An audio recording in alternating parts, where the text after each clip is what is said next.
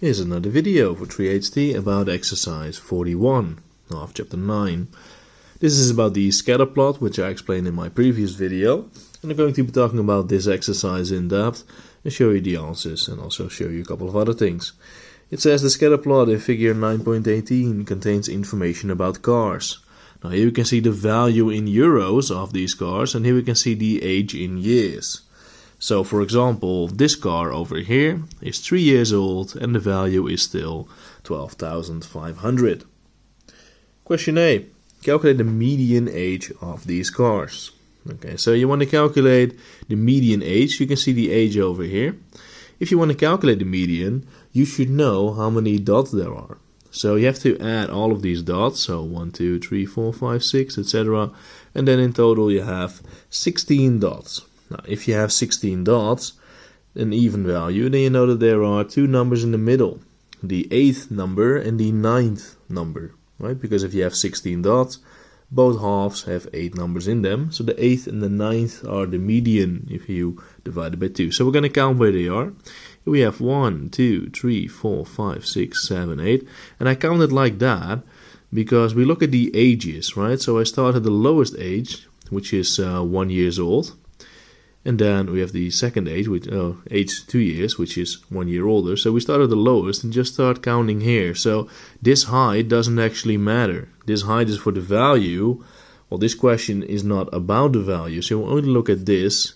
So it doesn't matter that this point is higher than that point. It's both 1 year old. So we're just going to count 1, 2, 3, 4, 5, 6, 7, 8. So the 8th number is 4 years old, and the 9th number is also 8 years old. 4 years old. So the median is 4 years old. That was question A.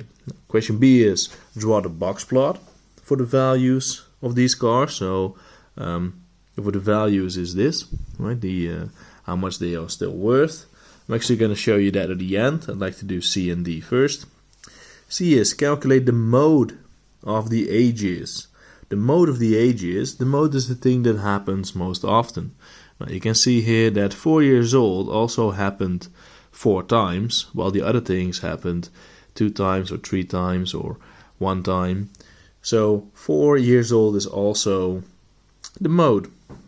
Then we have question D. Flores says the older the car, the higher the value.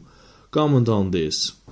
So what you can see here is that the graph slightly goes down a bit, right? I mean, you can see sort of a line that goes through here. So actually the opposite of what Flores says is true.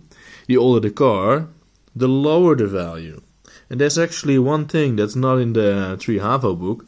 It is in the 3VWO book though, so I'm going to show you that for a moment. Because you'll learn that next year, I think. If you choose, I don't know if it's going to be in both math types. I know it's in Maths A at least, right? Here we have something called correlation. Correlation means that if you have a scatter plot, you can sort of see a line in here. That means that these two values, they have a correlation. So they have the same things that apply to them. And then this is called a positive correlation and this is called a negative correlation. But we don't really need to go into the specifics of what positive and negative means. And here there's no correlation. There's no line to be drawn whatsoever. But one thing you'll see here is there is a slight correlation here. It's very hard to see, but you can sort of see a line here. And it makes sense a bit, because if a car becomes older, yeah, it should have a lower value, right? Unless after a lot of years, sometimes old-timers suddenly regain some value. But alright.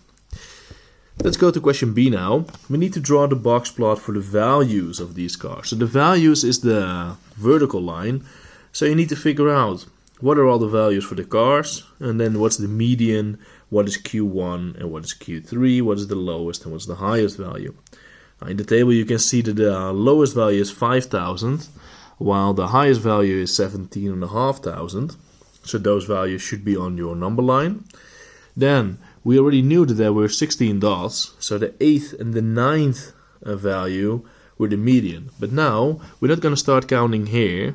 We're just going to start counting. I always start counting at the lowest, right? So that's here, 5,000. So we're going to be starting over here. So 1, 2, 3, and then you have to count these ones. So 1, 2, 3, 4, 5, 6, 7, 8th. So then you have 10,000 there, and the 9th would be 12,500.